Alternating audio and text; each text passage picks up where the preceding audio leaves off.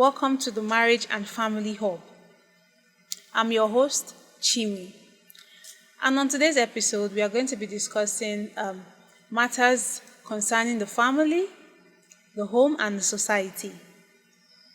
Now, there's this thing called child hawking, when children hawk different items on the streets and all that. Most people feel that, hawking strengthens the child, makes the child strong, is a skill that a child needs to acquire, and most people feel that hawking exposes the child to different dangers in the society. Now, I'm not going to be talking about this topic alone. We have a special guest in the house, Pastor Boyowa. He's going to help us in discussing the topic in different perspectives. Welcome, sir, to our show. We're happy to have you today, sir. Thank you. Yes, sir.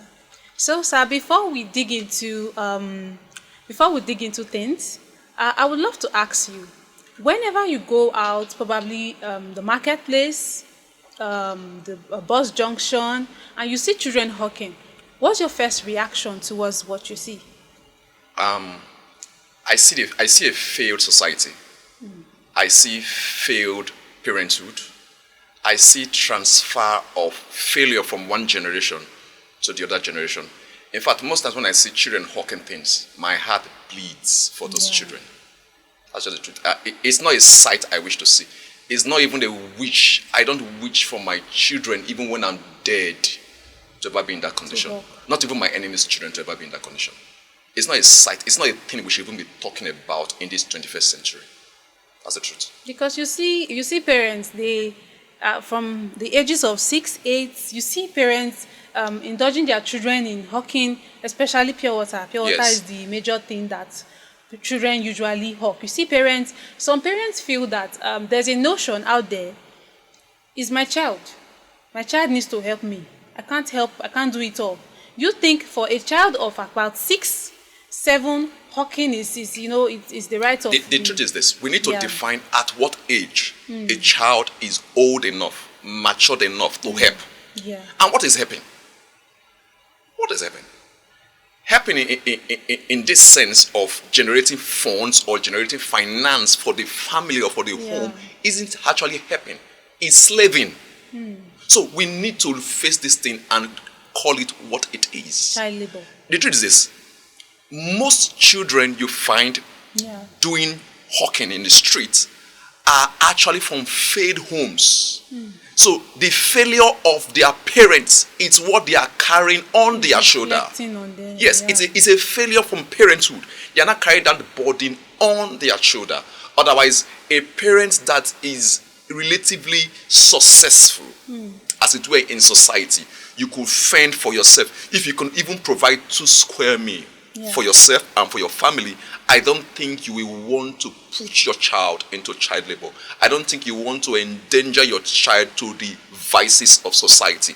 I don't think you want to expose your child to a raw and negative environment. That constant hustle, that constant danger of accidents, of whatever.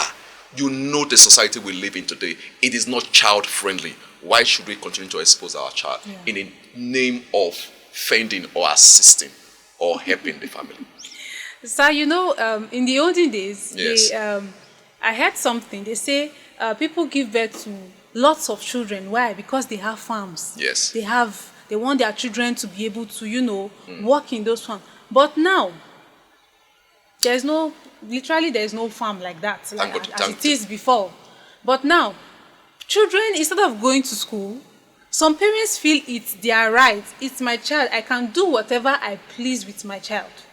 You can't do whatever you please with your child. So if you now tell them, no, they shouldn't hawk, they are like, no, you can't tell me that.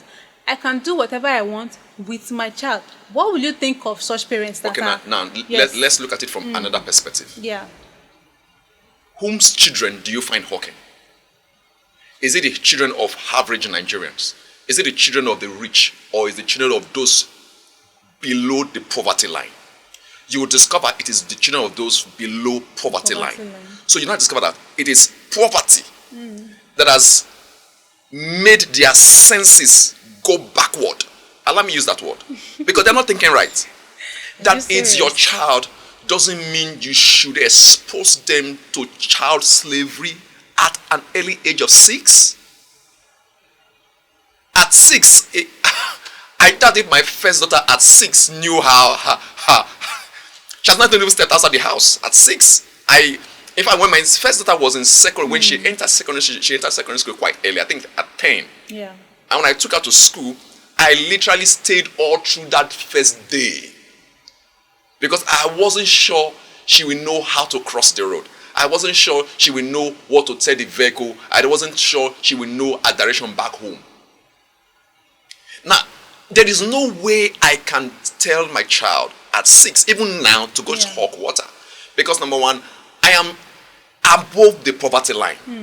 I'm above the poverty line. That's one. Number two, I am educated.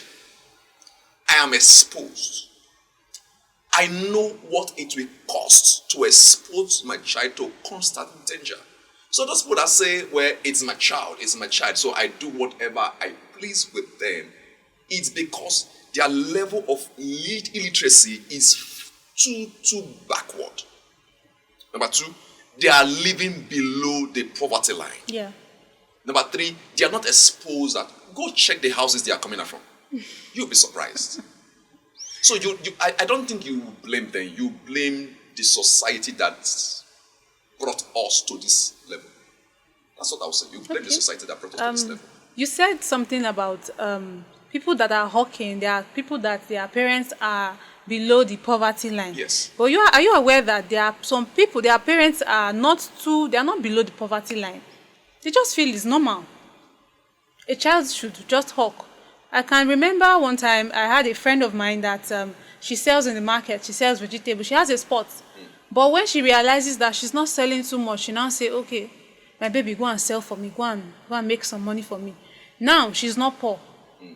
She just feels she's not selling. My child should just go and help me. Now, the person is not below poverty line. Let me tell you what she's doing. She's using the child's innocency to attract cheap, what's the word now? To attract cheap markets. Yeah. You know, naturally, if you see a child hawking vegetable, for example, you are disposed naturally and attracted out of sympathy. That's the word. Yeah. Sympathy. Out of sympathy to just buy from the child. Compared to, I went somewhere to go do this POS transaction. Yeah. I already called a lady. My card was already in the lady's hand. And a boy of about 8 or 9 rushed to me and said, sir, I do this business. I told this lady, please, sorry, I can't do business with you anymore. Not because I already gave her my card, but I'm seeing a little boy of 8. Yeah. Out of pity, I want to engage him. I was thinking, what is it I can do that will make me quickly do this business and if possible go back home? So you see, they are using it's cheap labor. I'm not meeting up, I'm not selling enough, and I want to use the child innocency to attract sympathy. Sympathy that will not translate to finance. So if that is not proper, if you are saying that family is above the poverty line, then that family or that person is ignorant. I don't want to use the person is wicked. Because if you feel you're not meeting up in your business, employ a sales girl. Employ somebody that will do it for you. Not to expose a child of 8, 9, 10. I won't even do it for my child that is 15. I won't.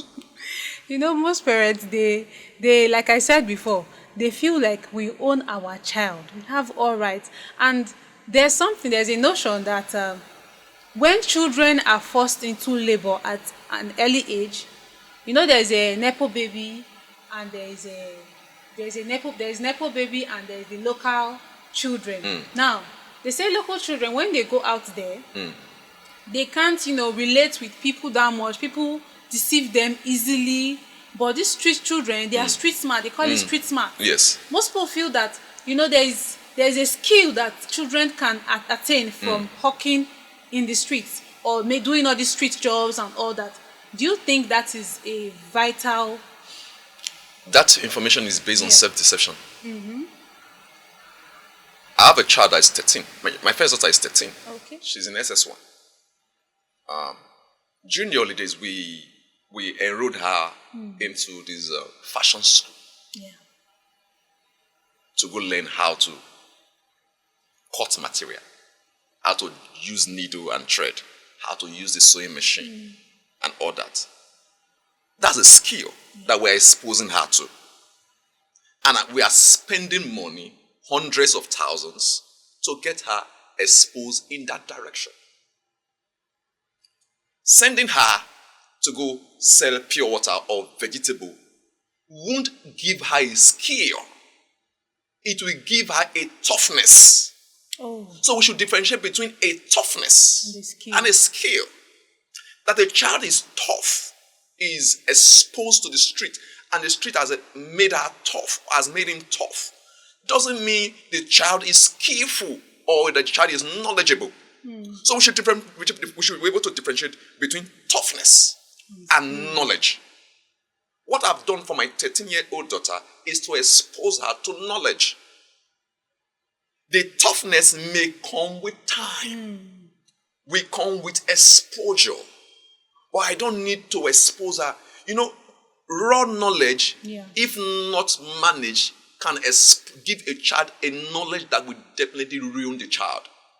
When you expose your child to street hawking, as it were, you are exposing that child to raw knowledge, undefined exposure. You don't know who he or she is going to encounter. You don't know the kind of knowledge she's going to meet out there. That child may just come home one day and become something else. But there are people that, grew up in the streets, hawking, and there are something today. Yes, true. Yeah. Now, let's go percentage. How many persons began selling pure water, vegetable at an early age and became successful in their 30s? How many? We can't get the figure now, but we know that there are people that actually... If we guess, the criminals of today, where did they come from? The street urchins today, where did they come from? You know the answer. They are from the streets. Are you sure I know the answer? Yeah, they are from the streets.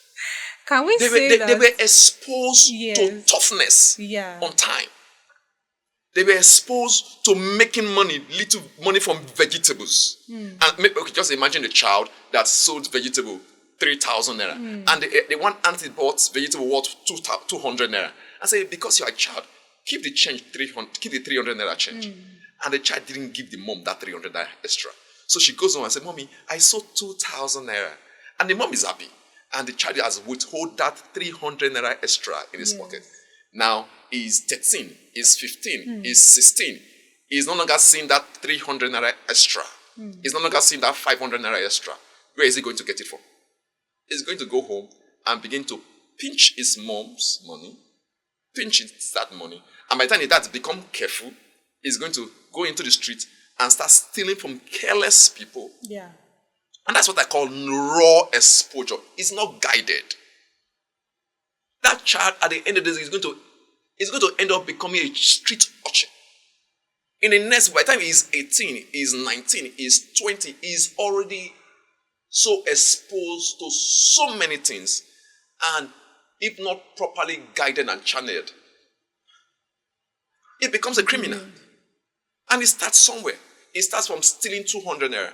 From 200 naira, he starts stealing 300. And don't forget, a child you have sent. Okay, let's imagine, just imagine if we send a boy, 13, he's selling pure water. He's selling, who are those that actually buys this pure water? The adults. What kind of adults? I don't drink pure water on the streets. You are speaking for yourself. There are a lot of people Most that take pure water. exposed people don't drink pure water from the streets. But the average Nigerian. Yeah, I'm going somewhere. Yeah. Who are the average Nigerians, to be sincere? You see, because the street is made up of artisans,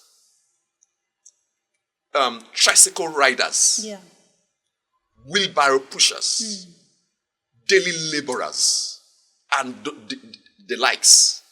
Most 70% of these people smoke. I may be wrong, but a large number of these persons smoke.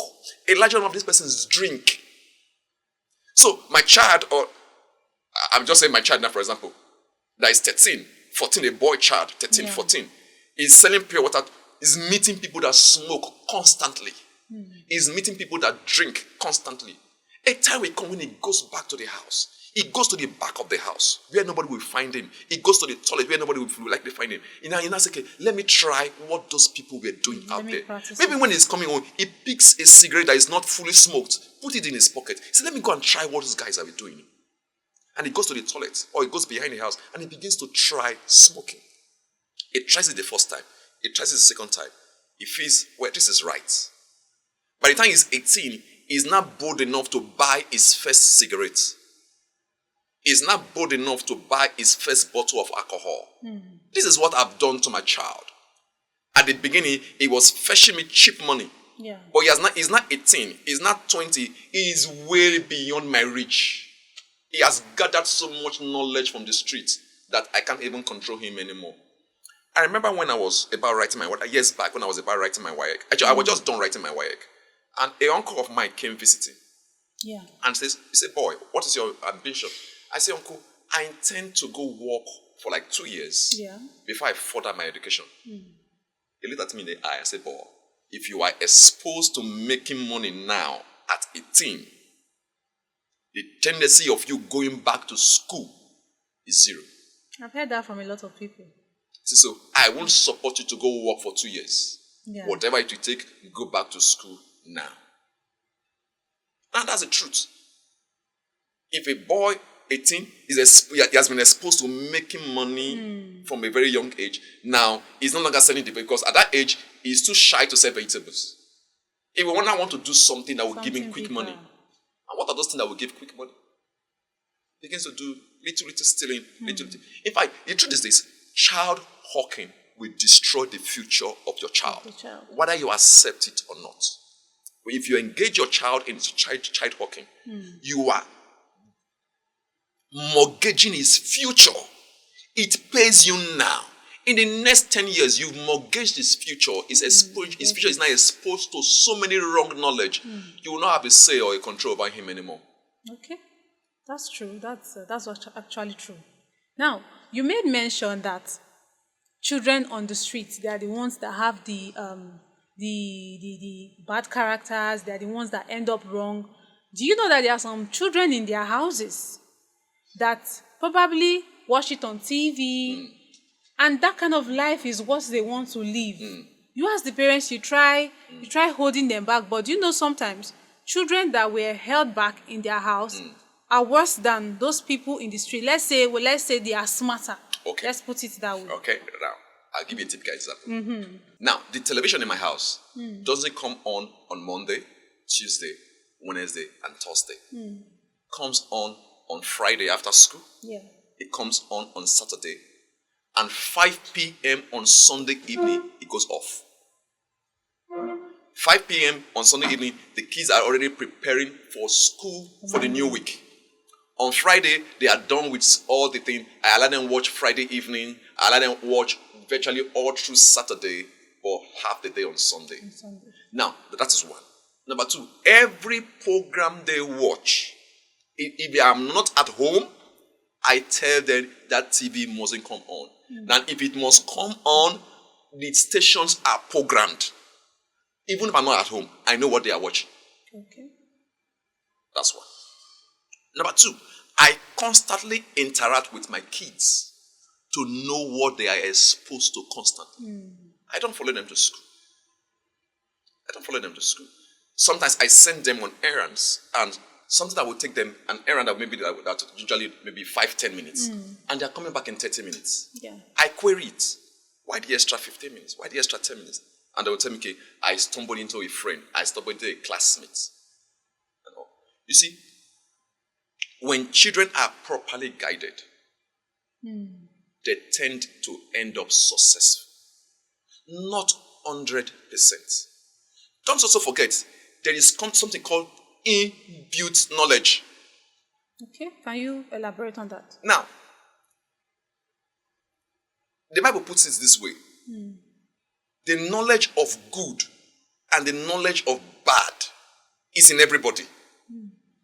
It will take proper guidance to bring up that knowledge of good over the knowledge of the child that chose to be good. That child isn't good because he or she didn't know bad. Yeah. The child knows good and also knows bad. But the child chose good. Either because of guidance, number one, either because of example that he sees from parents, either example he sees from society, either example he sees somewhere. You will not believe every child of mine has a role model. Okay. As I'm talking to you, every child of mine has a role model. That's the truth. And if I don't like their role model, I tell them change it. There's a little girl that was married. I don't want to be too direct, but there's this little girl that was married to this billionaire. Yeah. Before she was married to the billionaire, she was my first daughter role model. Okay. But when she married this billionaire, I said, no. I wouldn't like my daughter at this age to get married to somebody that is senior to me over and over. I told girl, change this role model. Pick another one immediately. And she picked. Who did you pick? She told me I was satisfied.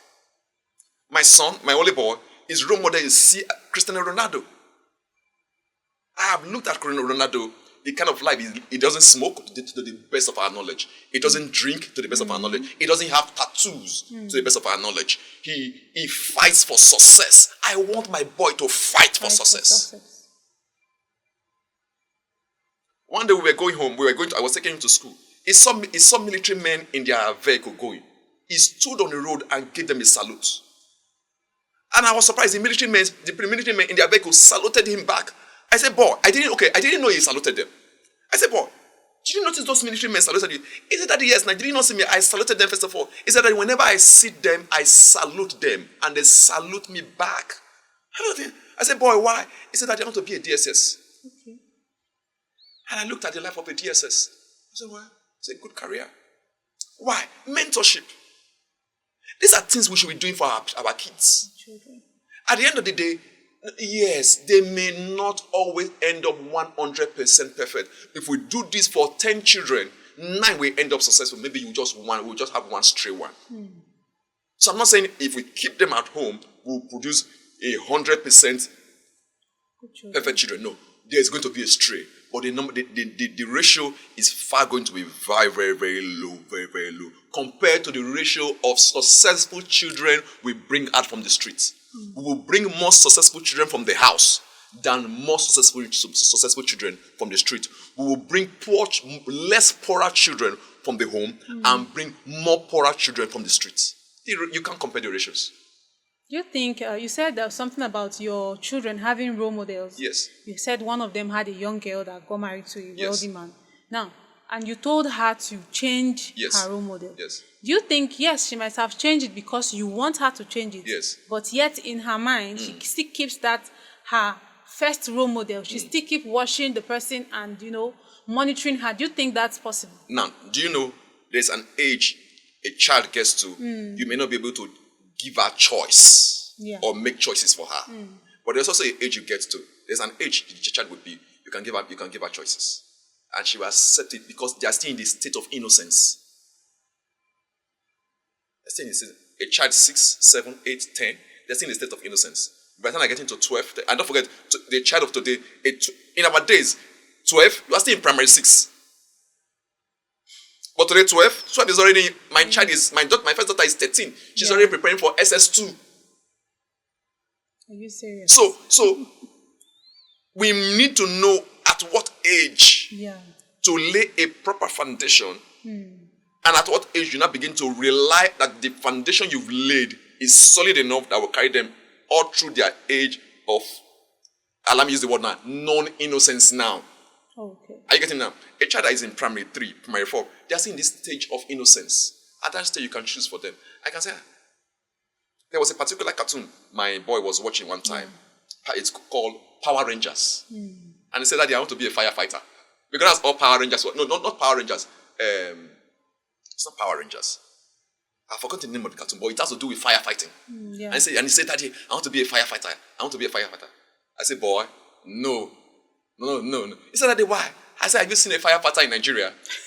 He said, no. I said, I will take you to a firefighting station. I know where they are. He said, Daddy, where? I said, don't worry, it's close to my office. Okay. I took him to a firefighter. I said, look at that.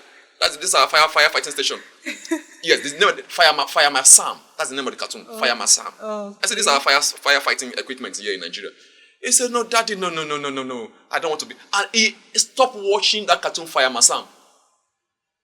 He stopped watching because it. Of the because state the age. Of innocence. Because the stage of innocence. Yeah. But if he was 13, 14, and he choose Fireman Sam, and he wants to be a firefighter, it will be difficult for me to make a choice for him. That's what I'm trying to say. That's okay. Okay. It boils down to discover them early. Yes. So what you are doing to your children is helping them discover what they want Yes. at an early stage. Yes. Okay? My son don't want to be a firefighter anymore. He now wants to be a DSS. Okay. Last week he asked me, said, Daddy, can I be a DSS and a footballer? Because Ronaldo is a footballer. Yes. And every day he salutes military men and he loves their lifestyle. I love to be a military man. If there was a second chance, I would choose to be a military personnel. If I have a second chance. Yes. Oh. If I have a second chance, I would love to be a military personnel. And my boy choosing that path, I'm 100% supported. He has my support. Okay. But if he tells me not to be a fireman, I'll give you a conk on the head. The system is not functioning in the country. It's not functioning in the country. It's not functioning. It's not functioning in the country. But don't you think even if he wants to be a firefighter, he can, leave the country and, because if he really loves it. What of if he doesn't leave the country? Are you trying to say he will not leave? I'm not saying he will. I say what of if? Because if you're looking at the possibility of the positive, you should also look at the possibility of the negatives. Yes. So give them a life that even if the negative happens, they are able to fight their way out of it. Don't allow them fall to the negative and they say, oh, this is where life brought me to, and they relax there. My duty is to give them a foundation, give them a knowledge, give them a willpower to fight that when life happens, they're able to say, no, I'm going to fight my way out of this. Yeah. And give myself a proper foundation. This is not the foundation. This has not been a life my dad would have wanted for me. This is not a life my society would have wanted for me. So they're able to fight their way out when life happens. Why you find street urchins on the street? They didn't have enough knowledge. Nobody gave them enough willpower. So when most of these people you find on the street didn't want that life. They didn't choose that life. Life happened. Okay. And because they didn't have the willpower, nobody taught them willpower. They still get where this is life happened and they accepted it.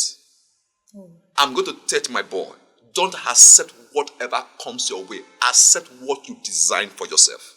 Okay. You see the way you are being deliberate about what you want your children to be, how you want their life to be positioned.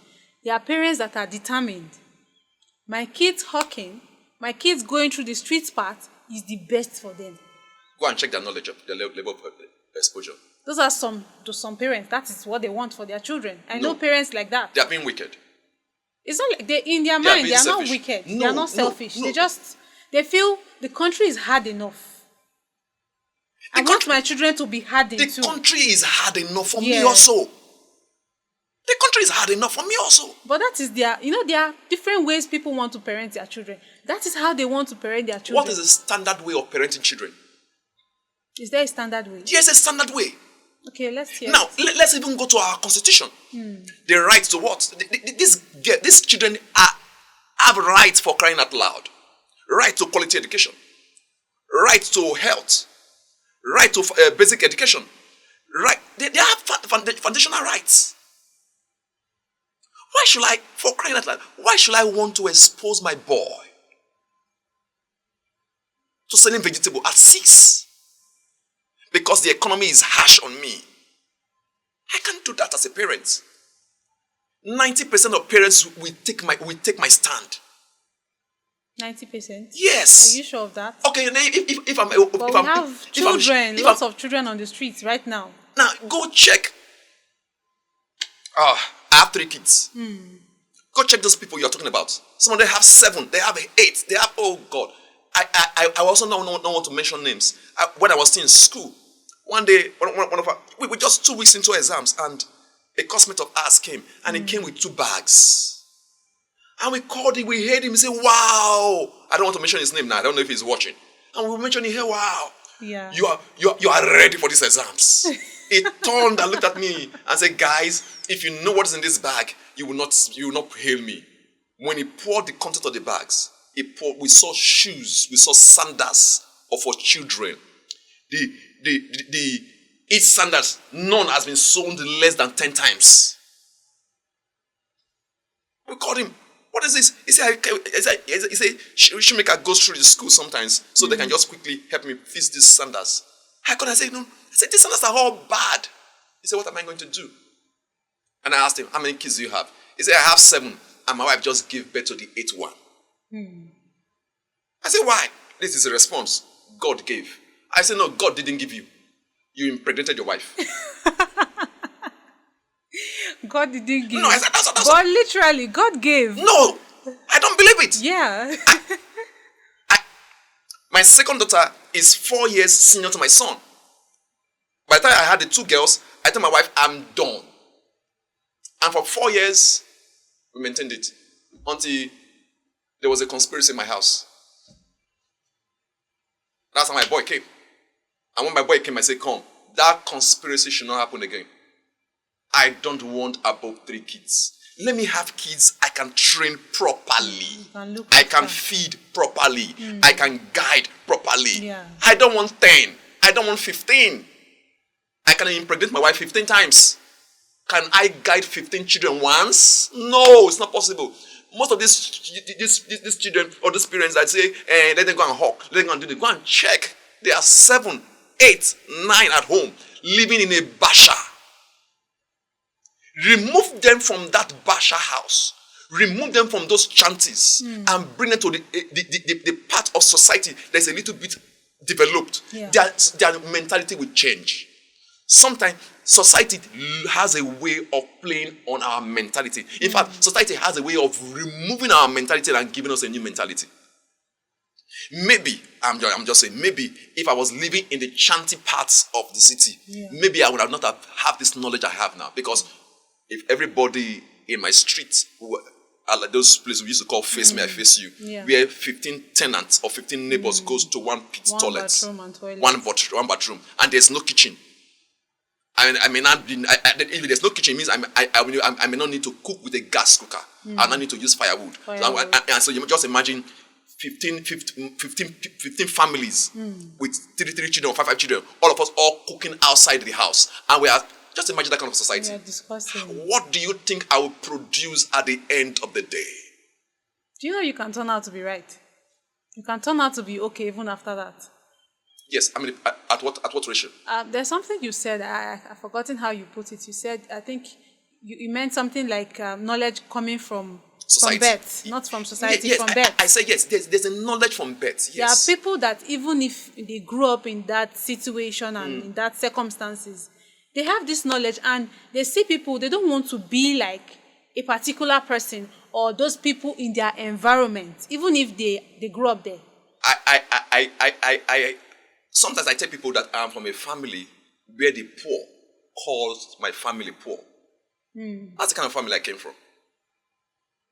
But do you know when my orientation changed? My dad said, at all costs, I'm going to give my children good education. Yeah. He removed me from a public school and took me to a private school. I started seeing the children of the rich. I started seeing the way they dress. I started seeing the way they talk. I started seeing the way they perform academically. Yeah. And I told myself that I'm poor doesn't mean I must live like the poor. I can also live like the children of the rich. That was where my mentality changed. My society didn't, if I had remained in that public school, God knows I will not be where I am today. A shift in society was a shift in knowledge, was a shift in information. And when I had better information, my knowledge changed. I'm simply saying, you won't get too many society, or I'm simply saying, the remote part of society won't produce too many successful people. Okay. And the developed part of society won't produce too many failed people. Oh, you're trying to balance it. Yes. Okay. That's right. You're trying to, You won't get more criminals produced from GRA. There will be criminals, but there won't be more. There may be. It's not a perfect society. Yes. Or you will get less criminal being coming out from that area than from those remote chanty parts of town. Those remote chanty parts of town will produce more criminals, more less exposed individuals compared to the developed part of society. That's all I'm simply saying. So society has a way of affecting your knowledge and your exposure. Okay. So let's bring this home now. Let's face this question to you. Let's say, for example, you don't have a good house. Yes. You're fighting to, get 3 square meals. Let's say you can just afford 1. Yes. And even that one, Yes. let's say mistake. Yes. You can't provide for your children's school fees. Yes. And your child is seeing these things. He's Yes. seeing it and he's getting bothered, even Yes. at a young age. Some Yes. children are that wise. They get bothered by that. Yes. And they say, Daddy, let me go and hawk pure water now. Daddy, please. All right. He keeps saying, let me sell pure water. What will be your reaction and why? All right. Now, growing up, we were told that the family basic need is food, shelter, and health. Yeah. Where we are now, to me, my number one basic need is no longer food. Okay. It's shelter. If you give me all the food in the world and I don't have a proper accommodation, where will I eat it? Give me good shelter first. Okay. If you're able to give me good shelter, allow me go hustle for 1 square meal. If I can get 1 good square meal a day, I'm good to go. That's one. Okay. And I also try to balance this thing. If at the end of the day I'm not able to, and I'm agreeing to allow my child go hawk, let's go hawk it together. Okay. If I can expose you to it, let me also go through the pain with Okay, you. you accompany your child. Yes, let's go go hawk. do it together. Because it's not his responsibility. My child is not supposed to bring me out of poverty. I'm supposed to bring him out of poverty. My child is not supposed to give me a good life. I'm supposed to give him a good life. So if I'm in this condition, I cannot give him a good life, let's go do the hawking together. And as we're doing together, I say, boy, it's not always going to remain like this. That's right. Thank you very much, sir. Thank you. It has been a lovely section with you. I said this before we started. I said this topic is a topic that has given us different opinions in years. As you can see, we have not even gotten to a conclusion. Because if you ask somebody else, there are other things they will also tell you about this particular child labor, hawking, and all that. But it has been a wonderful section. Thank you very much, sir. Thank you. Now, if you want to get more of these discussions like this, I would love you to like our video, subscribe to our channel, and also hit the notification bell for more episodes of the show. Thank you very much for watching. Bye.